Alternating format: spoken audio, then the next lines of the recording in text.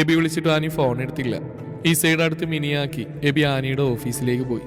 എന്നാൽ 2 ദിവസമായിട്ട് മാഡം ലീവാണെന്നാണ് ഒരു സ്റ്റാഫ് പറഞ്ഞത്. എബി നേരെ ആനിയുടെ വീട്ടിലേക്ക് പോയി. കോളിംഗ് ബെല്ലടിച്ച് കുറേ സമയത്തിന് ശേഷമാണ് വാതിൽ തുറന്നത്. താനെന്നോട് വിളിച്ചിട്ട് ഫോൺ എടുക്കാത്തേ, വെറുതെ മനുഷ്യനെ. ആനിയുടെ കോലം കണ്ട എബി പറയാൻ വന്ന് പാതിൽ നിർത്തി. ഡോ ആനി, ഇതെന്താ തനിക്കെന്താ പറ്റി?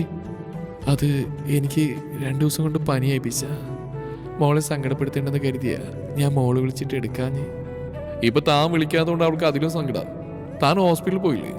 ഞാൻ മെഡിസിൻ കഴിച്ചു, കയറി വൈപ്പിച്ച. തിരിഞ്ഞത് വീഴാൻ പോയ ആനിയെ എബി താങ്ങി പിടിച്ചു. അവരിരുവരും പരസ്പരം നോക്കി. ഡോ എന്താ ഇത്, തനിക്ക് നടക്കാൻ വയ്യല്ലോ, വന്നേ നമുക്ക് ഹോസ്പിറ്റലിൽ പോവാം. വേണ്ട ബിച്ച, റെസ്റ്റ് എടുത്താൽ തീരാവുന്ന പനി എനിക്കുള്ളൂ. അതെ, അതിപ്പോ ഞാൻ കണ്ടതാണല്ലോ. താനൊന്നും പറയണ്ട, വേറെ റെഡിയാവുന്നേ, നമുക്ക് ഹോസ്പിറ്റലിൽ പോവാം. ഹോസ്പിറ്റലിൽ കൊണ്ടുപോയ ശേഷം എബി അവളെ തന്റെ വീട്ടിലേക്ക് കൊണ്ടുപോയി. ഇങ്ങനെ പനിച്ചിട്ട് താനിനി അവിടെ ഒറ്റയ്ക്ക് നിൽക്കണ്ട. തനിക്ക് വയ്യെന്നറിഞ്ഞപ്പോൾ എല്ലാ പിണക്കങ്ങളും മാറി അവൾ ആനിയെ ശുശ്രൂഷിച്ചു. മോൾ കൂടി പനി പിടിക്കേണ്ട, മോള് റൂമിലേക്ക് പോയിക്കോ. ആനി അവളോട് പറഞ്ഞെങ്കിലും അവൾ സമ്മതിച്ചില്ല. എങ്കിലും ആനിയുടെ നിർബന്ധത്തിൽ അവൾ റൂമിലേക്ക് പോയി.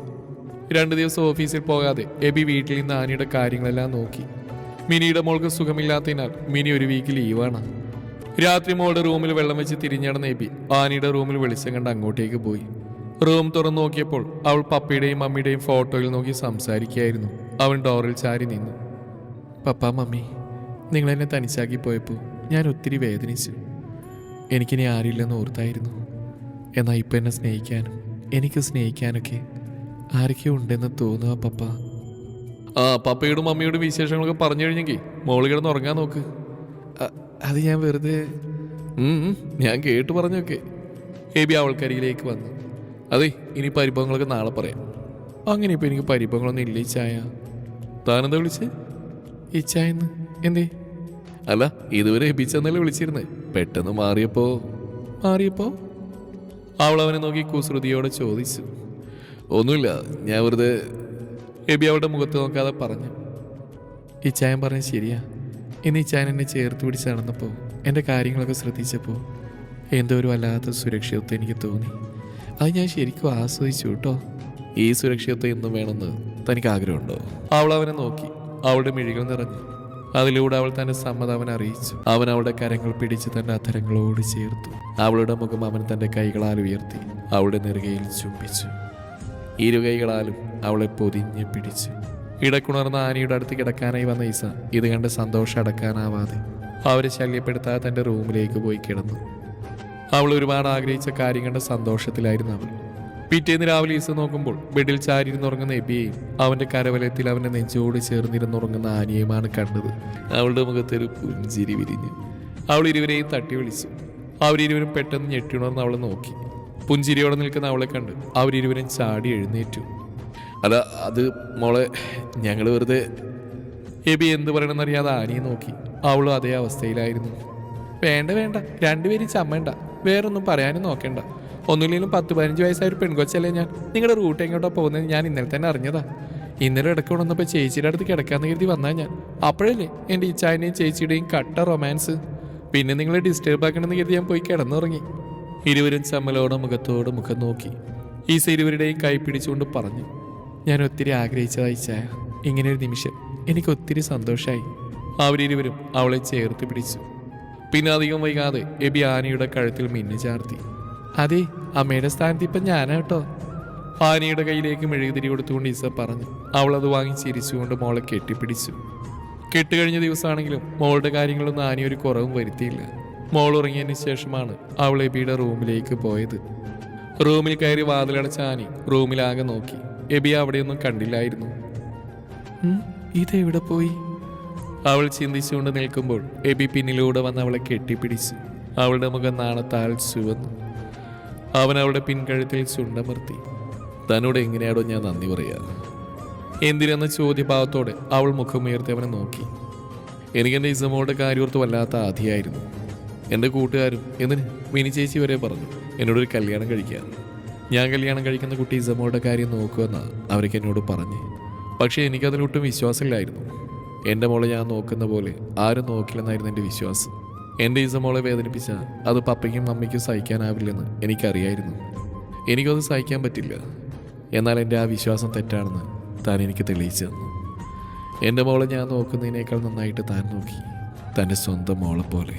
അവളവൻ്റെ കൈ പിടിച്ചുകൊണ്ട് പറഞ്ഞു, ആദ്യം നിങ്ങളെ കണ്ടപ്പോൾ നിങ്ങളെൻ്റെ ജീവിതത്തിൻ്റെ ഭാഗമാവെന്ന് എനിക്കറിയില്ലായിരുന്നു ഇച്ചായ.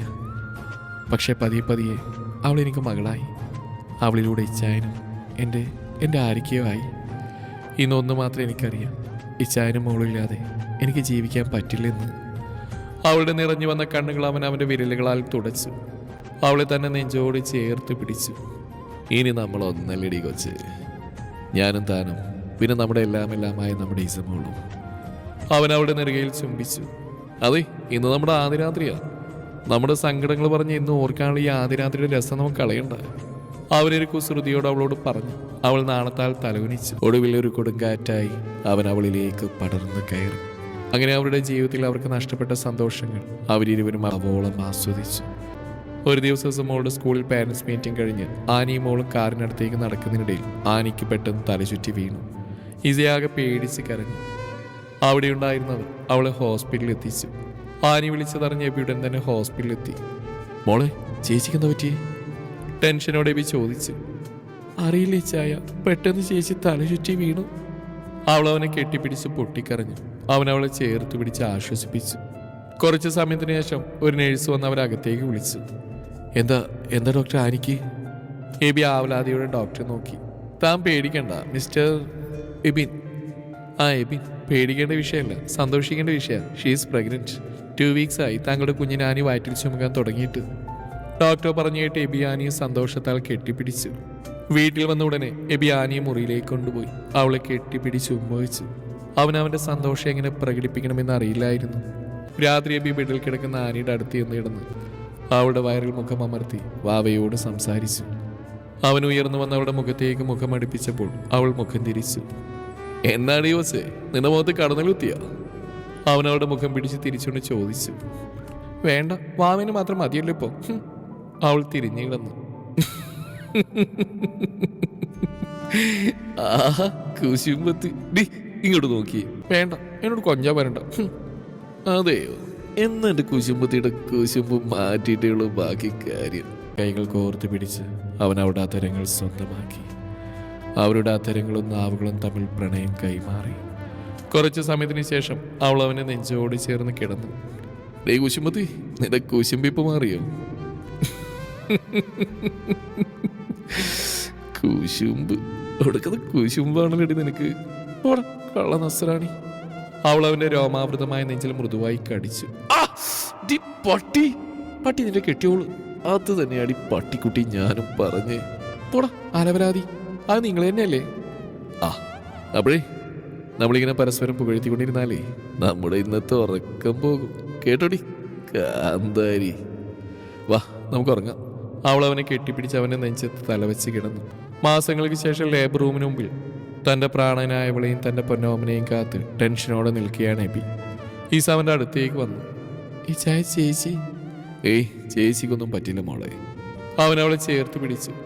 അല്പസമയത്തിന് ശേഷം നേഴ്സ് വെള്ളയിൽ പൊതിഞ്ഞൊരു മാലാക കുഞ്ഞിനെ എബിയുടെ കയ്യിലേക്ക് കൊടുത്തു. അവൻ തൻ്റെ പൊന്നുമോളുടെ നെറ്റിയിൽ ഉമ്മവച്ചു. അവൻ മോളെ ആനയുടെ അടുത്ത് കിടത്തി. അവൾ കുഞ്ഞിൻ്റെ നെറുകയിൽ മുത്തി. ഇരുകണ്ണുകളിലും സന്തോഷം. എബി മോളെ ഈസ മോളുടെ കയ്യിൽ കൊടുത്തു. അവൾ കുഞ്ഞിനെ ഉമ്മവച്ചു. അവളുടെ കണ്ണുകൾ സന്തോഷത്താൽ നിറഞ്ഞു. അവരുടെ കുഞ്ഞുമാലാഖ എപ്പോഴും ഈസമോളുടെ അടുത്താണ്. അവളാണ് അവൾക്കെല്ലാം. ആരുമില്ലാതിരുന്നവർക്ക് ഇന്നവരെല്ലാമാണ്. അവരങ്ങനെ ജീവിക്കട്ടെ അല്ലേ? അതെ, അവരങ്ങനെ അവരുടേതായ കൊച്ചു സ്വർഗത്തിൽ ജീവിക്കട്ടെ, കൊതി തീരുവോളം.